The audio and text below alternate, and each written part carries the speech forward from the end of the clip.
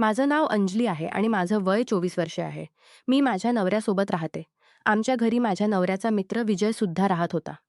एक दिवस तो आमच्यासोबत गप्पा मारत बसला होता. विजय सांगत होता की त्याचे वडील त्याला लग्नासाठी खूप फूस लावत आहेत. विजय एकुलता एक मुलगा होता म्हणून वडील म्हणाले होते की लग्न केलं तर सगळी संपत्ती त्याच्या नावावर करतील. पण विजयला लग्न करायचं नव्हतं. तो माझ्या नवऱ्याला बोलत होता, "यार, मी माझ्या वडिलांना खूप कंटाळलो आहे. ते माझ्या लग्नाच्या मागे लागले आहेत. मी लग्न केलं नाही तर संपत्ती माझ्या नावावर करणार नाहीत. मी त्यांना दिवसात माझे वडील इकडे येणार आहेत. आता काय करावं ते कळत नाही. आता काय करावं ते कळत नाही." माझा नवरा किरण लगेच म्हणाला, "अरे मग टेन्शन कशाला घेतोस? आम्ही काहीतरी उपाय करू." विजय म्हणाला, "अरे काय करणार? 2 दिवसात कुठून मुलगी शोधू? मला काहीच सुचत नाही." इतक्यात मी त्यांना चहा घेऊन गेले. तेव्हा विजय माझ्या नवऱ्याला म्हणाला, "माझ्या वडिलांना अंजलीसारखी सून हवी आहे. खूप सभ्य आणि संस्कारी." माझा नवरा हसत म्हणाला, "अरे मग हे का नाही करत? तू अंजलीलाच तुझी बायको बनव ना." विजय चिडून उठला, "अरे तू काय बोलतोस? तुला कळतंय का हे काय आहे?" माझा नवरा शांतपणे समजावू लागला, "अरे ऐक ना, माझा अर्थ असा आहे की मी तुला माझी बायको काही दिवसांसाठी उधारीवर देतो. तू त्या बदल्यात मला पैसे दे. तुला मिळेल तुझ्या वडिलांची सगळी संपत्ती आणि आम्हाला पैसे मिळतील." विजय थोडा वेळ विचार करत राहिला. हा प्लॅन त्याला आवडला. तो म्हणाला, "पण वहिनी बोलतील का?" माझा नवरा माझ्याकडे वळून म्हणाला, "अंजली, तुला अभिनय करायला खूप आवडतं ना टीव्ही सिरियल्समध्ये. मग तू काही दिवस विजयची बायको बनण्याचं नाटक कर ना. फक्त त्याच्या वडिलांसमोर सभ्य राहून अभिनय कर. त्यांना खुश कर. मग ते सगळी संपत्ती विजयच्या नावावर करतील आणि विजय आम्हाला पैसे देईल." मी खूप रागावले. माझं हृदय धडधडत होतं. "तू काय बोलतोस किरण? तुला कळतंय का? मला टीव्ही सिरियलमध्ये अभिनय करायला आवडतं? ही कोणती अभिनय आली? तू मला तुझ्या मित्राला उधारीची बायको म्हणून देत आहेस आणि त्याच्या बदल्यात पैसे घेत आहेस." पण शेवटी पैशाच्या लालचीने मीही तयार झाले. विजयचे वडील आले. मी त्यांच्यासमोर सभ्य राहून अभिनय करू लागले. चहा देत होते, बोलत होते. सगळं काही त्यांच्या मनाप्रमाणे करत होते. एक दिवस सासरे खोलीत पेपर वाचत बसले होते. त्यांनी मला बोलावून म्हटलं, "सुनबाई इकडे ये. मला तुमच्यासोबत काही बोलायचं आहे." मी लगेच त्यांच्या खोलीत गेले. सासरे म्हणाले, "विजय माझा एकुलता एक मुलगा आहे. मी त्याच्या सगळ्या इच्छा पूर्ण केल्या आहेत. तो जे म्हणेल ते मी त्याला देतो. त्याची इच्छा होती तुझ्यासोबत लग्न करण्याची म्हणून मी त्याला परवानगी दिली. आता तू त्याची काळजी घे. त्याच्यावर खूप प्रेम कर. तो माझा खूप लाडका आहे, माझा जीव आहे." आणि त्यांनी माझ्या हातावर सोन्याचा हार ठेवला. तो हार पूर्ण सोन्या आणि मोत्याने भरलेला होता. खूप सुंदर आणि जड. मला तो खूप आवडला. त्यांनी स्वतःच्या हातांनी माझ्या गळ्यात तो घातला आणि म्हणाले, "हे बघ, तू आता माझ्या मुलीच्या वयाची आहेस आणि माझी सून आहेस म्हणून माझ्या संपत्तीवर तुझ्याही तितकाच हक्क आहे जितका माझ्या मुलाचा. मी तुमच्या लग्नाला येऊ शकलो नाही म्हणून माझ्याकडून ही छोटीशी भेट तुझ्यासाठी आणली आहे." मी खरं सोनं आणि मोती पहिल्यांदा बघत होते. माझ्या नवऱ्याने कधी असं काही दिलं नव्हतं. त्याने फक्त 2 तोळ्यांचं सोन्याचं पाणी चढवलेलं पोट दिलं होतं. पण आज हे खरं सोनं बघून मी खरोखरच आनंदी झाले. पण मनात कुठेतरी एक अपराधीपणाची भावना होती. विजयचे वडील म्हणजेच माझे सासरे येऊन आता 1 महिना झाला होता. माझा नवरा किरण घरात माझा चुलत भाऊ म्हणून राहत होता. विजयने त्याच्या वडिलांना सांगितलं होतं की किरण त्याचा बेस्ट फ्रेंड आहे आणि मी किरणची चुलत बहीण आहे. 1 महिन्यात विजय 15 दिवस तर घराबाहेरच असायचा. कधी-कधीच तो घरात यायचा, कारण मी त्याची उधारीची बायको होते हे त्याला सुद्धा माहिती होतं. आता माझ्या सासऱ्यांच्या लक्षात यायला लागली होती की माझ्यामध्ये आणि विजयमध्ये जास्त जवळीक नाही. आमच्यात प्रेम नाही असं त्यांना वाटत होतं. एक दिवशी त्यांनी विजयला बोलावून म्हटलं, "विजय, मला तुझ्या बायकोमध्ये आणि तुझ्यामध्ये काहीतरी खटकतंय. तुम्ही जर एकमेकांवर प्रेम करत असाल तर ते मला दिसत का नाही? जर असं असेल तर मी तुझ्या नावावर संपत्ती करणार नाही." विजय टेन्शनमध्ये आला. त्याला काय बोलावं ते समजत नव्हतं. त्याच रात्री विजय, मी आणि किरण आम्ही तिघं भेटलो. तो विचार करत आपल्या कामावर तिघं भेटलो. विजय किरणकडे मागणी करू लागला, "माझ्या बाबांना आमच्या नात्यावर संशय आला आहे. त्यांना वाटतं मी माझ्या बायकोवर प्रेम करत नाही. प्लीज किरण, तू मला एक मदत कर. मला अंजली वहिनींसोबत थोडे रोमॅन्टिक प्रसंग करण्याची परवानगी दे, ते पण बाबांच्या समोर. मग त्यांचा विश्वास पटेल की आमचं नवरा-बायकोचं नातं एकमेकांवर किती प्रेम आहे." मी लगेच या गोष्टीला नकार दिला.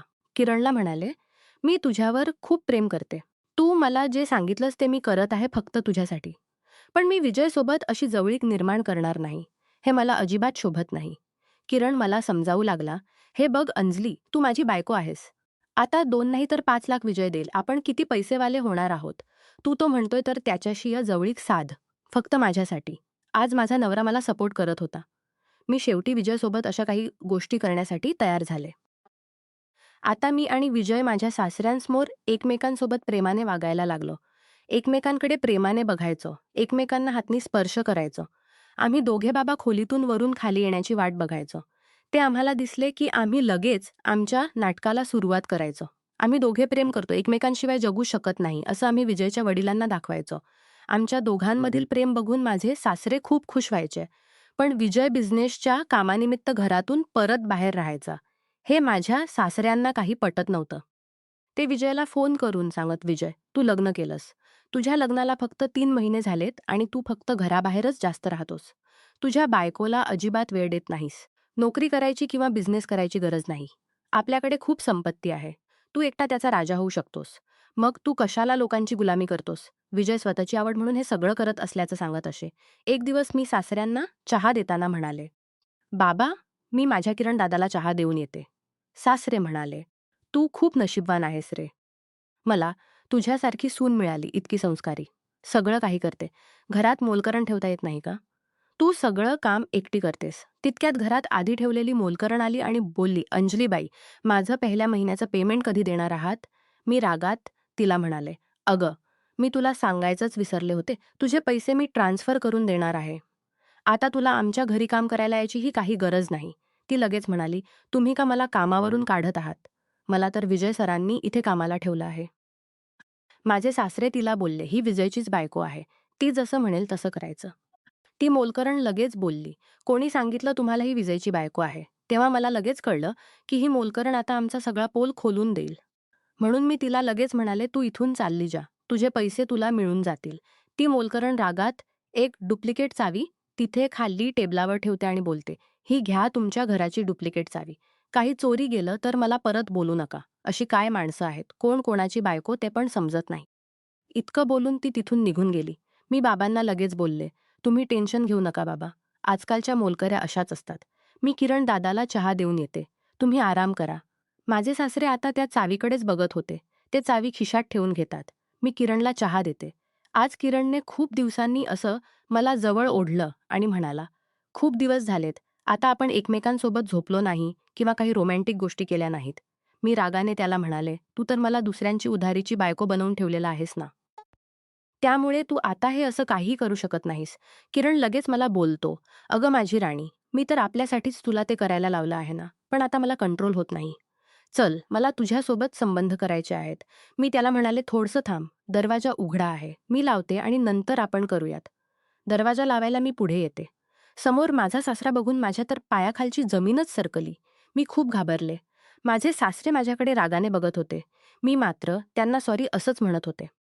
तेव्हा माझा सासरा मला म्हणतो, "माझ्या मुलाने तुला काय कमी ठेवलं की तू तुझ्या भावासोबत अशी काही गोष्ट करत आहेस? तुला लाज वाटत नाही.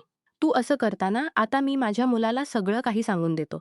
मी खूप रडते आणि त्यांना बोलते, "हे बघा बाबा, तुम्ही ही गोष्ट सांगू नका.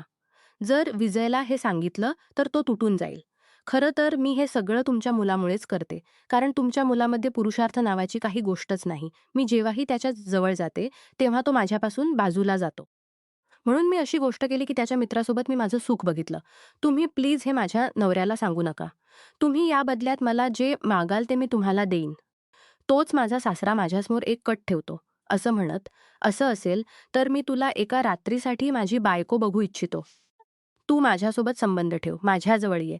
मी सगळं काही विसरून जाईल की मी तुला आणि किरणला एकासोबत बघितलं." मी लगेच बोलते, "बाबा, तुम्ही काय बोलत आहात? तुम्हाला कळतंय का? मी तुमच्या मुलीच्या वयाची आहे." विजयचे वडील मला म्हणतात, "हे बघ, जरी मुलीच्या वयाची आहेस पण मुलगी तर नाहीस ना. माझ्या मुलाची बायको आहेस. जर माझा मुलगा तुला प्रेम देऊ शकत नाही, तेच प्रेम जर मी तुला देऊ शकलो तरी खूप झालं ना." मी रडत असते आणि पटकनच तिथून निघून गेले. पटकन किरणकडे गेले. किरणला बोलले, "हे बघ किरण, मी तुझी बायको आहे. तू मला दुसऱ्याची बायको म्हणून दिलंस. मी ते मान्य केलं. पण आज त्याचा बाप माझी 1 दिवसाची हाऊसफुल कर असं म्हणत आहे. मी कसं काय त्याची इच्छा पूर्ण करू शकते. किरण लगेच बोलला, "हे बघ त्याचा बाप काहीही बोलू दे." मला मात्र असं वाटतं की तू त्याला तुझ्या प्रेमात अडकव आणि संपत्ती तुझ्या नावावर पूर्ण करून घे. मग खूप आपण विजयचा बघून घेऊ. माझा नवरा खूप पैशांची लालच दाखवतो. मला परत समजावून सांगतो. मी शेवटी विजयच्या बापाकडे रात्री जाते. त्याच्या बापामध्ये आणि माझ्यामध्ये लैंगिक संबंध पडतात. जे की सगळं माझा नवरा किरण रेकॉर्ड करून ठेवतो. माझा सासरा मला बोलत होता, "हे बघ, तू मला असं नेहमीच खुश केलंस ना, तर आता मी माझी पूर्ण संपत्ती माझ्या मुलाच्या नावावर करणार आहे." आता मी खूप खुश झाले. किरणकडे गेले आणि किरणला सगळं काही सांगितलं. विजयचे वडील काय म्हणत होते ते. आपल्याला आता विजयला या जगातून दूर पाठवावं लागेल, मी त्याला सांगितलं. तेव्हा माझा नवरा किरण बोलतो, "हे कसं शक्य आहे? सगळं तर किरणचं आहे. तो आपल्याला पैसेही देणार आहे. याचे जर काही उलटं झालं तर खूप मोठा प्रॉब्लेम होईल." पण मी त्याला चांगलंच समजून सांगितलं. पैशांच्या लालचीमुळे माझा नवरा किरण विजयला या जगातून यमदेवाकडे पाठवायला तयार झाला. विजयलाही तातडीने घरी बोलवून घेतलं. त्यालाही सगळं काही सांगितलं. तुझे वडील मला तुझी बायको म्हणून ॲक्सेप्ट करायला तयार झाले आहेत. त्यांना मी खूप आवडले आणि त्यांनी तुझ्या नाही, तर माझ्या नावावर ही पूर्ण संपत्ती करायलाही तयार झालेत. आणि तुला एक सांगायचं आहे, की तुझ्या वडिलांनी माझी फक्त या कारणामुळे, की त्यांनी मला आणि किरणला सोबत बघितलं होतं. विजयला त्याच्या वडिलांचा खूप राग आला होता, पण त्याला काय बोलावं ते कळत नव्हतं. पण मी विजयच्याही डोक्यात किरणबद्दलचा राग घातला आणि त्याला सांगितलं, "आता तुझ्या वडिलांनाही तसेही मला तुझी बायको म्हणून स्वीकारलेलं आहे, तर मग का नाही मी तुझी खरंचची बायको व्हावं? यासाठी तुला तुझा मित्र किरणला या जगातून देवाकडे दूर पाठवावं लागेल." विजय विचार करून लगेच रेडी झाला. विजयला तर त्याच्या वडिलांचाही फार राग आलेला होता. पण मला तर सगळ्यांचाच राग आला होता. तोही खूप जास्त होता. त्याच्यामुळे माझ्याकडून खूप मोठी चुकीची गोष्ट घडली. ती म्हणजे मी विजयला किरणबद्दल आणि किरणला विजयबद्दल मारण्यासाठी उचकवलं होतं. आता विजय आणि किरण दोघांनी कोल्ड ड्रिंक्स घेतली आणि त्यामध्ये मी आधीच औषध टाकलं होतं. जे पिऊन किरण आणि विजय दोघेही या जगातून कायमचे निघून गेले होते. कारण माझ्या डोक्यात त्या दोघांबद्दलही खूप राग होता, किरणची. तर मी बायको होते, तरी त्याने मला उधारीची बायको म्हणून स्वतःच्या मित्राला देऊन टाकलं होतं. आणि विजयने ही संपत्तीसाठी मला अशा काही गोष्टी करायला लावल्या होत्या. मी सत्संगाच्या नावातही विचार केल्या नव्हत्या. मी सत्संगाच्या नावाखाली बाहेर जाऊन थांबले होते. घरात विजयचे वडील एकटे होते. ते बाहेर आले आणि त्यांनी विजयला आणि किरणला असं झोपलेलं बघून ते घाबरले. त्यांनी त्यांना उठवायचा प्रयत्न केला, पण ते उठत नव्हते. म्हणून त्यांनी लगेच पोलिसांना फोन केला. पोलिसही तिथे आले. मीही घाबरतच आतमध्ये आले आणि म्हणाले, "विजय, तुला काय झालं? उठ ना." तेव्हा पोलीस मला विचारतात, "तू कोण आहेस?" तेव्हा मी विजयची बायको आहे म्हणून माझी ओळख करून देते. माझ्या सासऱ्यांना म्हणजेच विजयच्या वडिलांना पोलीस पकडून पोलीस स्टेशनमध्ये घेऊन जातात. त्या दोघांनी मारल्याच्या आरोपात. मी घरात आता एकटीच राहिले होते. विजयच्या वडिलांनी पूर्ण संपत्ती माझ्या नावावरही करून दिली होती. म्हणून मी पूर्ण आरोप विजयच्या वडिलांवर लावून दिला होता. आणि पोलिसांना त्यांच्याबद्दलच सगळं सांगितलं होतं. मी खूप घाबरले होते. पोलीस आतमध्ये येतात. मला म्हणतात, "तुमच्यासोबत खूप मोठा अपराध झाला होता, की तुमच्या नवऱ्याने तुम्हालाच उधारीवर त्याची बायको म्हणून दिलं. तुमच्यासोबत धोका झालाय, जेव्हा तुम्हाला आणि तुमच्या नवऱ्याला तुमच्या या सासऱ्यांना बघितलं. पण सासऱ्यालाही तुम्ही तेच केलं हे मात्र खूप चुकीचं होतं. सासरा तर आपल्या वडिलांच्या जागेवर असतो. पण तरीही तुम्ही त्यांच्यासोबतही शारीरिक संबंध बनवलेत." आता मी खूप रडत होते. मला काहीच कळत नव्हतं. पण या लोकांनी माझ्यासोबत खूप वाईट केलं म्हणून मी त्यांना जीवन सोडणार नाही, असंच म्हणत होते. पोलीस सर म्हणाले, "माझ्याकडून हे सगळं घडलं, पण तुम्ही जे केलं ते चुकीचं होतं. तुम्ही पोलीस मदत घ्यायला हवी होती. आता तुम्हाला याची शिक्षा भेटणार." पोलीस लगेच मला घेऊन पोलीस स्टेशनमध्ये निघून जातात आणि माझ्या सासऱ्यांना पण शिक्षा होते. माझ्या नवऱ्याच्या पैशाच्या हौसापोटी आमचं सगळ्यांचे जीवन उद्ध्वस्त झालं होतं. आमच्या जीवनात नात्यांची एकमेकांची साथ राहिली नव्हती. मला जीवन जगायला काही उम्मीद नव्हती. कुठेतरी माझ्यात पण लालच आली आणि मी हे कुकर्म केलं. पाप केलं ज्याची शिक्षा मला मिळाली. आता मी येथे एकटी बसले आहे. सगळं गमावून. पैशात सगळं काही नसतं. संपत्ती सगळं काही नसते ज्यामुळे तुम्ही तुमची पूर्ण लाईफ बरबाद करून टाकता. नाते कमवा, प्रेम कमवा. तेच आपल्याला आपल्या आयुष्यात शेवटपर्यंत टिकतं. आणि नवऱ्यानं आपल्या बायकोचा मजाक बनवू नये. तिची इज्जत करावी. पैशासाठी तिच्या जीवनासोबत खेळू नये.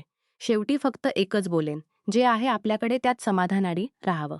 लालच काहीही कामाची नाही. नमस्कार मित्रांनो, तुम्हाला ही कथा आवडली असेल तर चॅनेलला सबस्क्राईब करायला विसरू नका. आणि यापेक्षाही अधिक रंजक व्हिडिओ पाहण्यासाठी माझ्या चॅनेलवर नुकताच अपलोड केलेला नवीन व्हिडिओ नक्की पहा. तो तुम्हाला खूप आवडेल अशी मला आशा आहे.